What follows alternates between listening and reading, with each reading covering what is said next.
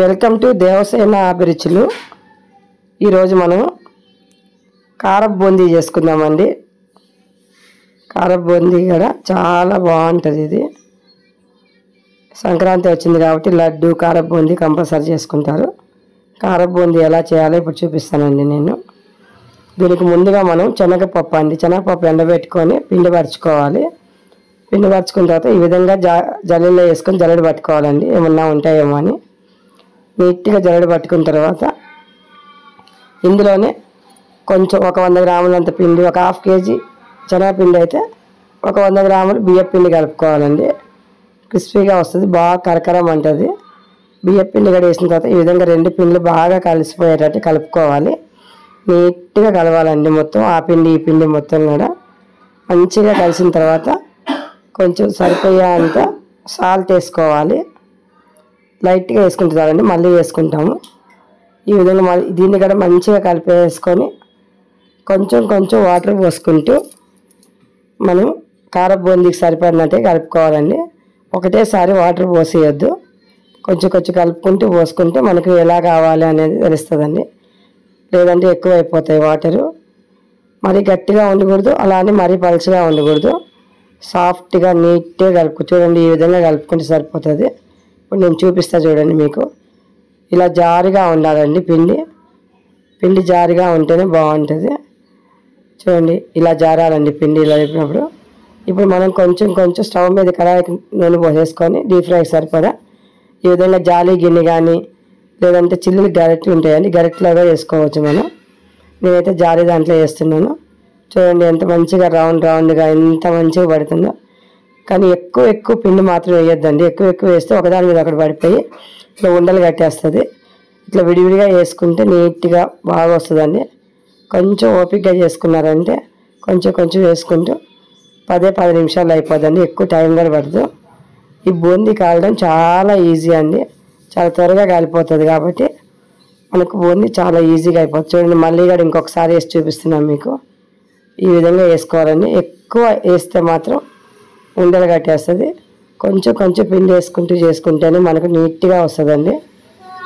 మంచిగా రౌండ్ రావాలన్నప్పుడు ఈ విధంగా కొంచెం వేసుకోవాలి.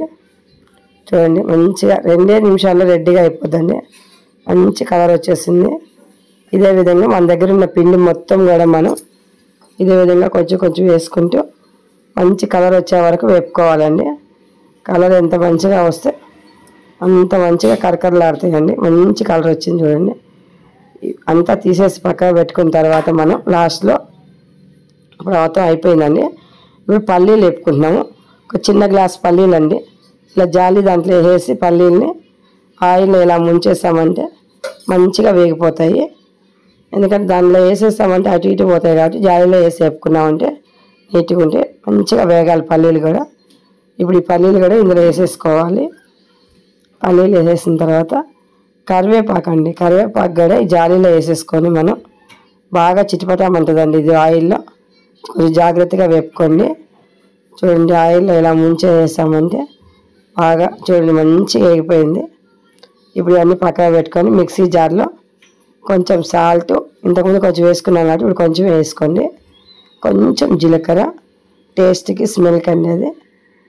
ఇప్పుడు ఇందులో కొన్ని ఎల్లిపాయలండి, చిన్న ఉల్లిపాయలు అంటారు, చిన్న ఎల్లిపాయలు ఎన్ని వేసుకుంటే అంత బాగుంటుంది. అన్నీ అనేది ఏం లేదు, మీకు ఎన్ని కావాలో అన్ని వేసుకోవచ్చు. ఇది ఒక్కసారి ఒక తిప్పేసుకొని అందులోనే ఒక 3 చెంచాల కారం వేసుకోండి. కారం కూడా ఒక్క తిప్పుకోవాలండి, ఎక్కువ తిప్పొద్దు. ఇదంతా కూడా ఈ కారాలు వేసేసుకొని ఈ పల్లీలు, కరివేపాకు, మనం చేసిన కారపు బూందీ, ఈ కారము, ఎల్లిపాయలు, సాల్ట్ ఇవంతా కూడా ఈ బూందీకి బాగా పట్టేయాలండి. చేత్తో, గంటితో కలిపితే కలవదండి. ఇది చేత్తోనే పట్టేయాలి. మనం ఎంత మంచిగా చేత్తో పట్టిస్తామో అంత మంచి టేస్ట్ వస్తుందండి. ఇది ఇట్లా గరిటతో అలా కలిపేద్దామంటే అంత టేస్ట్ ఉండదు. ఈ ఎల్లిపాయలతోనే టేస్ట్ బాగుంటుందండి. ఈ ఆయిల్ దాని మీద పైన వేడి దాని మీద వేస్తాం కాబట్టి మంచి స్మెల్, మంచి టేస్ట్, అది తింటుంటే ఇంకా తినాలి అనిపిస్తుందండి, అంత బాగుంటుంది. చూడండి ఎంత మంచిగా వచ్చిందో. ఈ కరివేపాకు కూడా మంచిగా కలిసిపోయిందండి, మంచిగా నలిపేసాం కాబట్టి మనం తింటుంటే మంచి కరివేపాకు ఫ్లేవర్ కూడా మనకు మంచిగా తెలుస్తుంటుంది. అంత బాగుంటుందండి. మామూలుగా లడ్డు తినేసిన తర్వాత ఇది కొంచెం కారబూందీ తిన్నామంటే చాలా బాగుంటుంది. మీరు కూడా చేసుకొని తిని చూసి ఎలా ఉందో మాకు కామెంట్స్ పెట్టండి. Thank you for watching.